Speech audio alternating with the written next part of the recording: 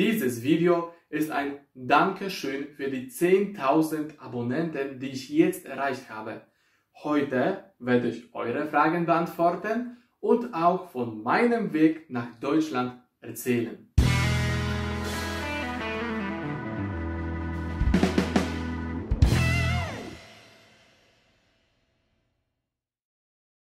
Hallo und herzlich willkommen.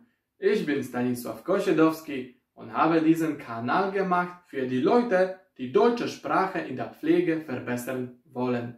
Ich bin Krankenpfleger von Beruf und habe meine Ausbildung in Polen gemacht. Die Ausbildung dauerte insgesamt 5 Jahre. In Polen habe ich schon als Krankenpfleger im Krankenhaus gearbeitet, aber ich wollte mein Glück in Deutschland finden. Ich habe mich selbst nicht getraut, in Deutschland einen Job zu suchen. Deshalb habe ich mich an eine Vermittlungsfirma gewendet, damit sie für mich eine Stelle in Deutschland findet. Nach 2 Monaten wurde mir eine Stelle in der Rehabilitationsklinik für Schlaganfallpatienten angeboten. In Polen habe ich auch in der Schlaganfallstation gearbeitet, also das Thema und der Profil des Patienten war für mich nicht fremd. Ich bin im Jahr 2014 nach Deutschland gekommen und ich konnte mich damals mehr oder weniger kommunizieren. Obwohl ich in Polen das Niveau B1 erreicht habe, habe ich immer noch Schwierigkeiten, mich spontan und gut auszudrücken und vor allem waren mir die medizinischen Fachbegriffe noch größtenteils fremd. Bevor ich mich entschieden habe auszuwandern, durfte ich nach Deutschland kommen, um mir die Klinik anzuschauen. Ich habe 3 Tage Arbeitsprobe gehabt und danach wurde mir offiziell eine Stelle in der Rehabilitationsklinik angeboten. Der größte Vorteil in dieser Klinik zu arbeiten war der Deutschunterricht, damit ich das Sprachniveau B2 erreichen kann, um Anerkennung als Krankenpfleger zu bekommen.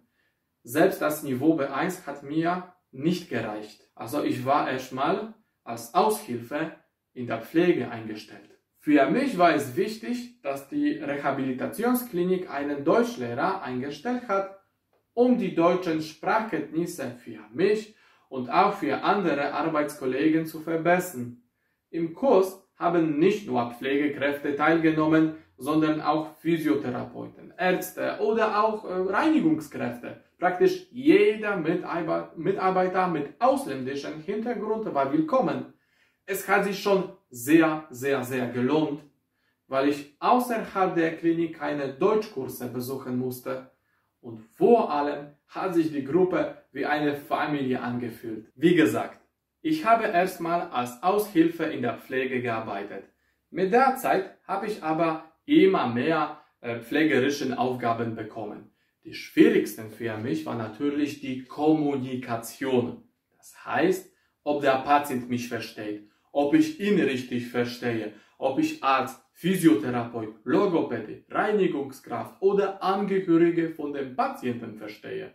Während meine Arbeitskollegen mit mir deutlich langsamer gesprochen haben, haben die Patienten meistens nicht. Ich war schon im Stress, als ich lange etwas nicht verstanden habe, verzweifelt.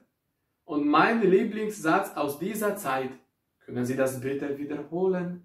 Ich wollte mich immer fleißig und spontan äußern. Diese Gedanken machten mich irgendwie fertig und kaputt. Die Kollegen haben mich schon unterstützt. Aber wie gesagt, für das Deutschlernen braucht man einfach Zeit. Für das Fremdsprachelernen braucht man Zeit. Und das sagt auch mir jeder. Aber Geduld war nicht meine Stärke. Für mich hilfreich war, die Sprache nicht nur bei der Arbeit zu nutzen, was natürlich für mich schon genug anstrengend war, aber auch nach der Arbeit. Ich habe mich oft mit Arbeitskollegen nachmittags getroffen. Ich bin ins Kino gegangen, ich habe in der Stadt etwas gegessen, eine Fahrkarte gekauft, damit ich dann später nach dem Weg fragen kann und so weiter. Ich war oft unterwegs, um die Sprache zu benutzen. Es hat insgesamt 8 Monate gedauert, bis ich die Prüfung TELC B1, B2 erfolgreich bestanden habe, um endlich als Gesundheits- und Krankenpfleger in Deutschland anerkannt zu werden. Vielleicht klingt das witzig, aber als ich dieses Zertifikat bekommen habe, habe ich immer noch dieses Gefühl, dass ich noch nicht genug Deutsch spreche, wie ich immer das wollte. Ich habe bei mir immer noch Schwäche gesehen. Vor allem, was ich noch lernen sollte, um mich schön spontan auf verschiedenen Themen zu äußern.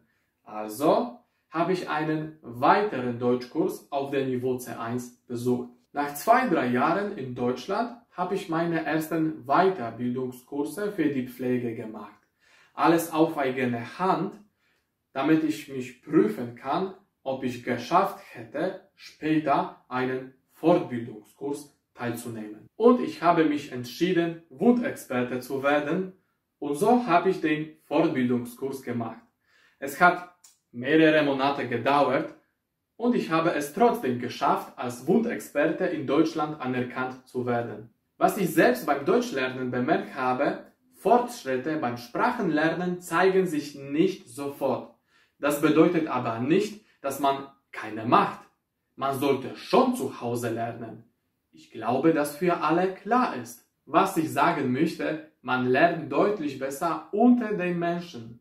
Das heißt, zu Hause Theorie lernen und gleich, wenn du Möglichkeit hast, wenn du schon in Deutschland wohnst oder Deutschland besuchst, dann solltest du draußen beim echten Menschen die Theorie praktizieren. Und so wird das gut laufen. Wenn dir das Video gefallen hat, dann gib mir bitte die Daumen hoch. Wenn du noch Fragen hast über meine Person oder über meinen Weg nach Deutschland, dann schreib mir bitte unten in die Kommentare und ich werde dir bald antworten.